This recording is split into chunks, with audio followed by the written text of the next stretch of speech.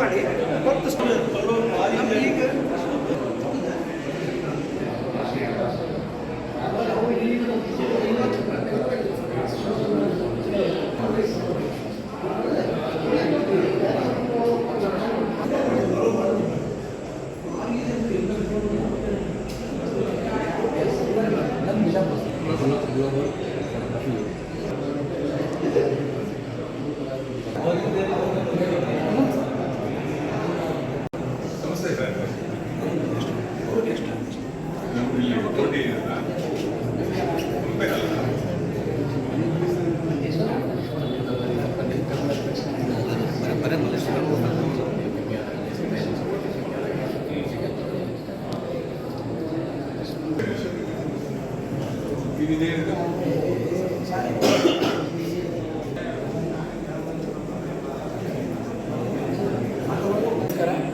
ವಿಜಯಪುರದ ಕಲಾವಿದ ನಾನು ರಮೇಶ್ ಚವ್ಹಾಣ್ ಅಂತೇಳಿ ಇವತ್ತು ದಾವಣಗೆರೆಯ ವಿಶ್ವವಿದ್ಯಾಲಯದ ದೃಶ್ಯಕಲಾ ಮಹಾವಿದ್ಯಾಲಯದಲ್ಲಿ ಚಿತ್ರಕಲಾ ಪ್ರದರ್ಶನ ಮತ್ತು ಛಾಯಾಚಿತ್ರಕಲಾ ಪ್ರದರ್ಶನವನ್ನು ಹಮ್ಮಿಕೊಂಡಿದ್ದೀವಿ.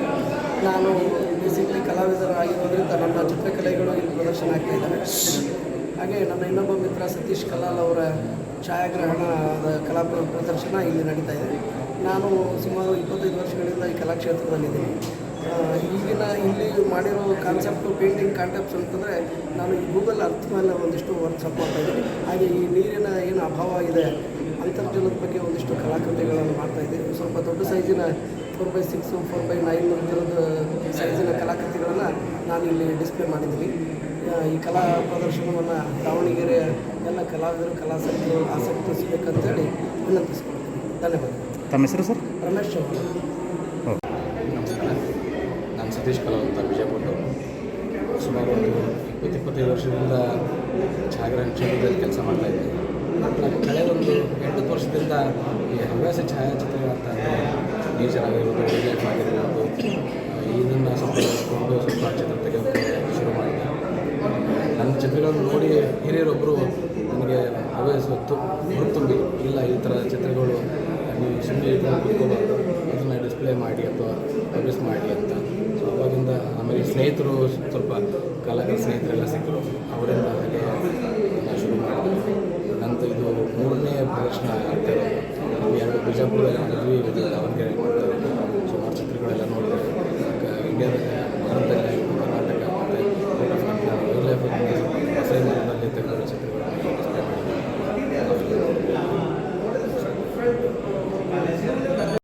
ಒಂದು ಛಾಯಾಚಿತ್ರ, ಒಂದು ದೃಶ್ಯಕಲೆ, ಚಿತ್ರಕಲೆ ಮತ್ತು ಛಾಯಾಚಿತ್ರ ಎರಡು ವಿಭಿನ್ನವಾಗಿರ್ತಕ್ಕಂಥದ್ದು.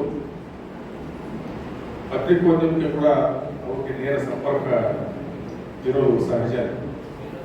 ಯಾಕೆಂದ್ರೆ ಒಂದು ಪತ್ರಿಕೆಯಲ್ಲಿ ಒಂದು ಒಳ್ಳೆಯ ಫೋಟೋ ಮುಖಪುಟದಲ್ಲಿ ಡಿಸ್ಪ್ಲೇ ಆದರೆ ಆ ಇಡೀ ಮುಖಪುಟದ ಅದು ಅಂದನೇ ಹೆಚ್ಚಾಗುತ್ತೆ. ಒಂದು ಒಳ್ಳೆ ಫೋಟೋ ಹೇಗೆ ಸೆಲೆಕ್ಟ್ ಮಾಡ್ತಾರೆ ನಮ್ಮ ಎಲ್ಲ ಪತ್ರಕರ್ತರು ಅವರ ಕಾರ್ಯದಲ್ಲಿ ಅಂತ ಹೇಳಿದ್ರೆ, ಒಂದು ಒಳ್ಳೆ ದೊಡ್ಡ ಫೋಟೋ ಒಳಗಡೆಗೆ ಅದು ಡಿಸ್ಪ್ಲೇ ಅದರ ಅಂದ ಎಷ್ಟು ಹೆಚ್ಚಾಗುತ್ತೆ ಅನ್ನೋದನ್ನ ಓದುಗರು ಅದನ್ನ ಕೈ ಎತ್ಕೊಂಡು ನೋಡ್ತಾರೆ. ಅದೇ ರೀತಿ ಒಂದು ಒಳ್ಳೆ ಕಾರ್ಟೂನ್ ಹಲವು ಪದಗಳಲ್ಲಿ ಹೇಳಿ ಸಾಧ್ಯ ಆಗಿರಲಿರ್ತಕ್ಕಂಥದ್ದನ್ನ ಒಂದು ಒಳ್ಳೆಯ ಕಾರ್ಟೂನ್ ಹೇಳುತ್ತೆ ಅನ್ನೋದಕ್ಕೆ ಹಲವಾರು ಉದಾಹರಣೆಗಳನ್ನು ನಾನು ನಿಮಗೆ ಕೊಡಬಲ್ಲೆ.